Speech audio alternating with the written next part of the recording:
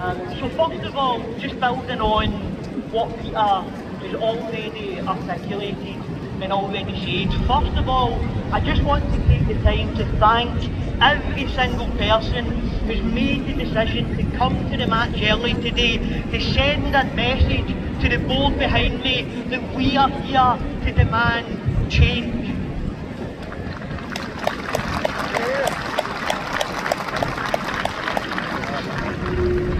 Now, speaking from a personal perspective, not necessarily on behalf of the collective or on behalf of anyone else, but I've found this season to be really difficult and challenging, and not because of the performances of the team in the pitch, but because the current custodians of our club have, for me, drained the joy out of what it means to support Celtic. But when I stand here today and I see thousands of people of all shapes and all sizes who come out here to defend the values of our football club, that fills me with joy, with optimism that things can change.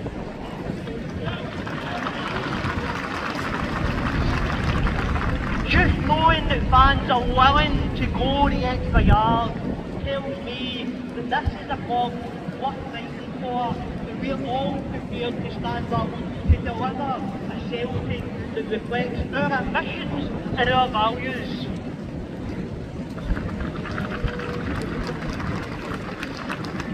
Now, one thing that Peter touched on, that I'll repeat just a little bit, is that Celtic is without a doubt one of the most successful footballing institutions in the world. Celtic is renowned all over the globe, and we'll all have experienced this, of going on holiday to far-flung and exotic places, and you'll always find a Celtic supporters club, and you'll always find locals wanting to talk to you about Celtic. What I would argue is that is explicitly because of the history and values of the Celtic support. We are not renowned as a football club because of the board behind me. We're not even necessarily always renowned and well known because of what the players do. It is the support that makes Celtic a famous brand and famous name all over the world.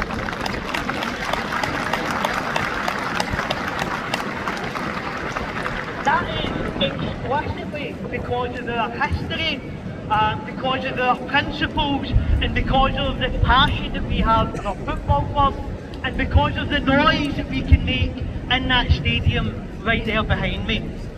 Our club is basically the nation of an immigrant community, and every single success of Celtic Football Club can be attributed to the backing of supporters like you. It is our money, our time, our dedication and our deep-seated love for the football club that drives it. No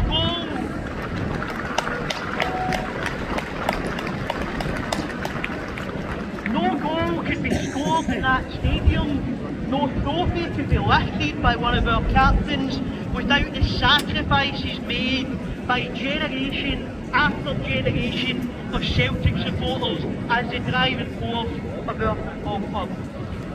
We have a proud history as a support of continually going above and beyond the call of duty, taking principled stands when necessary. And if you know your history, you'll understand that fan protests have been part of our support's identity since the very beginning of Celtic Football Club. And when we have united, when we have worked together, we have achieved some incredible things. Firstly, I think you have to note that the generosity and solidarity of our supporters has meant that charities that lend to friends of this country have been sustained on the back of hard work and donations brought about through the Celtic support. In addition to that, the loudest voice in the football community supporting the besieged people of Palestine was once again the Celtic support.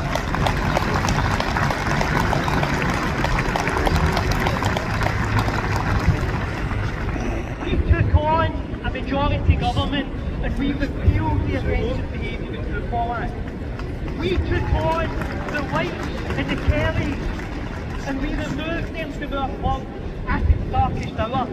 We have continually, throughout our history, faced huge odds and powerful opposition, and we have won time after time after time.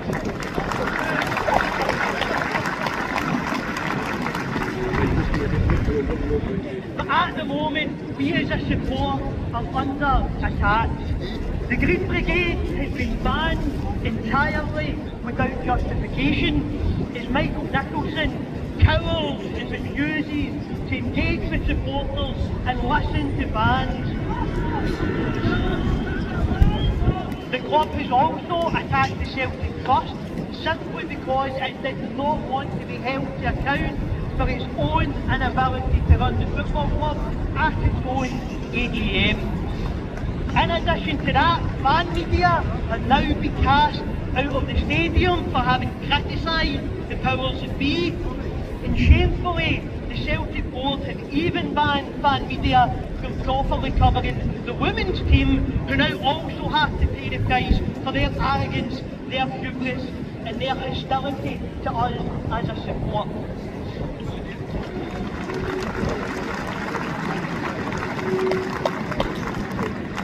As I stand here today, we are all now collectively being smeared with ludicrous lies in our papers and on our airwaves, depicting the Celtic support as a bad mob rather than as the lifeblood of the football club. And the only way that we can fight this is to do it together. An attack on one of us must be an attack on all of us.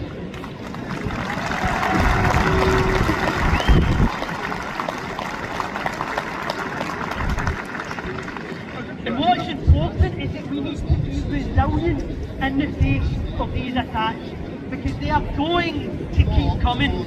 We need to stand in solidarity with each other, and we need to send a clear message to the Desmonds and to the Celtic board that we will outlast every single one of them.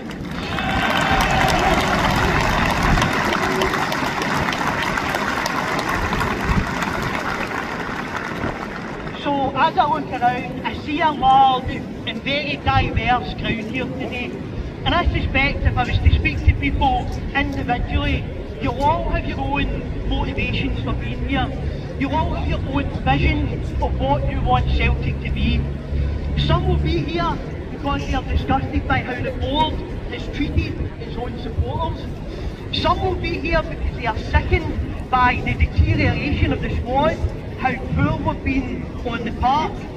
Some will be fed up of rocking up to qualifiers against opposition with a fraction of our resources, underprepared and humiliated on the European stage. And some will simply be sickened by how far the current custodians have drifted from the founding values of our football club.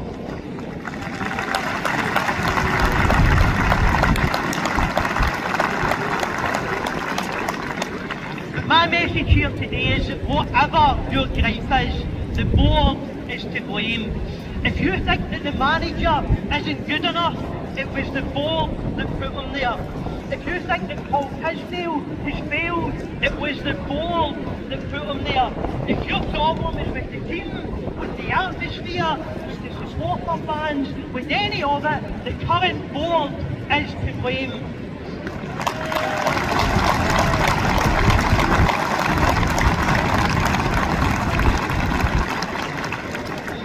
Realistic enough to stand here and admit that we might not get rid of the Desmonds anytime soon. We don't have the millions in the bank to do that.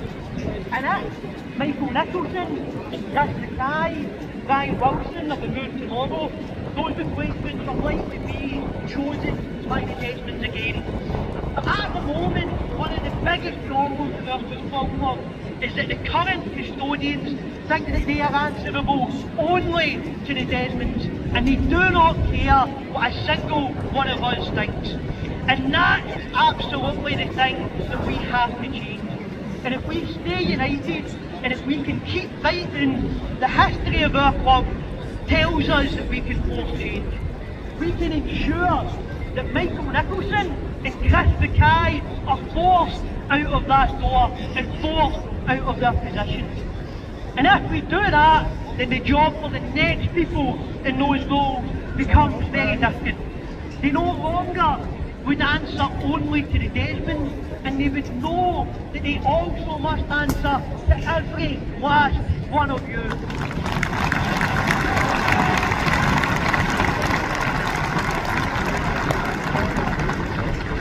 Now, Peter Lawwell has gone from the football club.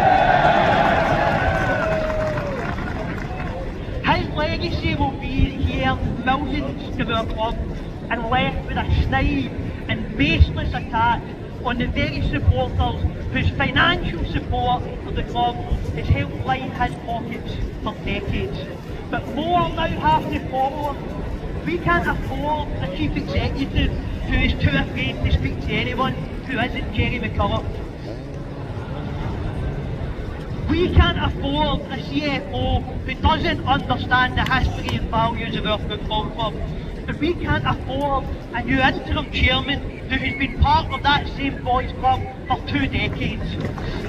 We are demanding change, and we need to force them out. Michael Nicholson, Chris Mackay and Brian Wilson, they are all unfit for purpose and they need to be removed.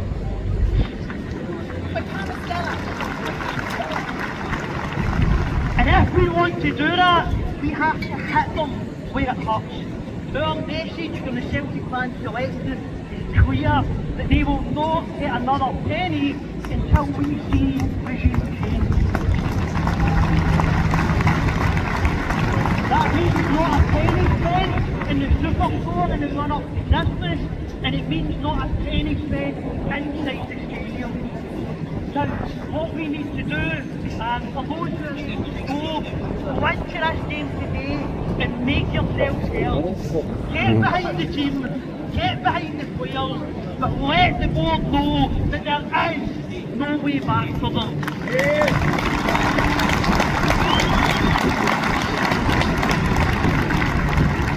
The history of our club and the history of our supporters tells us that the Rebels will win out in the end. Thank you.